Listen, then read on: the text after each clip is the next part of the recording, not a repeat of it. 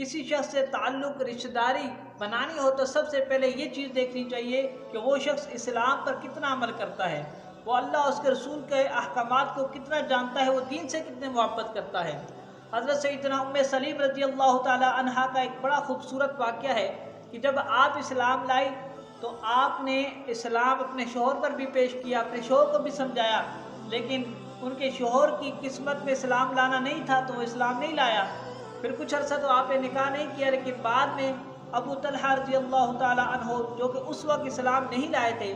आपने आपको निकाह की पेशकश की तो आपने उसे ये जवाब दिया कि मैं आपसे निकाह तो कर लूँ, मगर कि तुम तो फलां बुत की पूजा करते हो जिसे फलां कबीले के फलां गुलाम ने तराशा था। तो इस पर वो कहने लगे कि हाँ उसी ने तराशा था। आपने फरमाया कि फिर तुम्हें शर्म नहीं आती कि तुम उस बुत की पूजा करते हो कि जिसे कोई आग में फेंक दे तो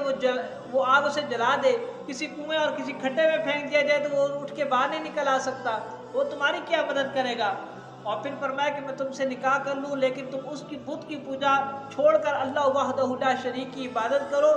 और इसके बाद मुझे तुमसे कुछ भी नहीं चाहिए, ना मैं किसी हक मेहर की जो है वो तलबगार हूँ, ना मुझे तुम्हारे माल ज़र की जो है तलब है। हालांकि हज़रत अबू तलहा रज़ी अल्लाह ताला अन्हु बड़े मालदार और मुअज़्ज़ज़ शख्सियत थे, आप अपने इलाके के अपने ख़ानदान के बड़े मुअज़्ज़ज़ शख्सियत थे, लेकिन इसके बावजूद आपने फरमाया मुझे तुमसे कुछ भी नहीं चाहिए, बस ये है कि तुम इस्लाम लेकर आओ।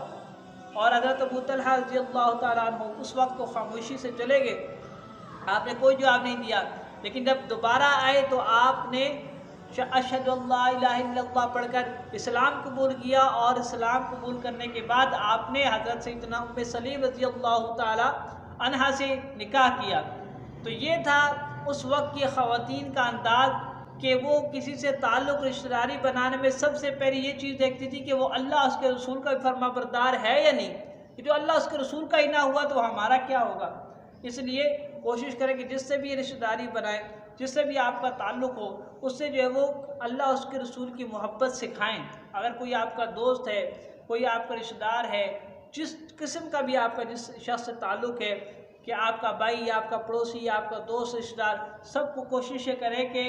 आप ख़ुद भी इस्लाम की जो है वो तालीमात पर अमल करें, उसे भी उसकी तरगीब दिलाएं। वरना दोस्ती किस काम की, वरना ये बाकी सारे मामला जो है वो आप ये दोस्ती तो एक इनके फजूल किस्म की दोस्ती हुई कि आप दुनियावी काम तो उस बेचारे से करवाते हैं। कहीं जाना हो तो आप एकदम से उसे बुलाएंगे, चलो जी फ़लाँ जगह जाने, वो भी आप दोस्ती की वजह से चला जाएगा। आपने कर्ज़ लेना हुआ तो एकदम से उसे फ़ोन करेंगे, वो भी कर्ज़ दे देगा। लेकिन जब आप नमाज़ पढ़ते हैं तो उसे नमाज की तलकीन नहीं करते, आप जब कुरान की तिलावत करते हैं तो उससे कुरान की तिलावत की तलकीन क्यों नहीं करते। तो ये दोस्ती, असल तो दोस्ती ये है कि इंसान जो है वो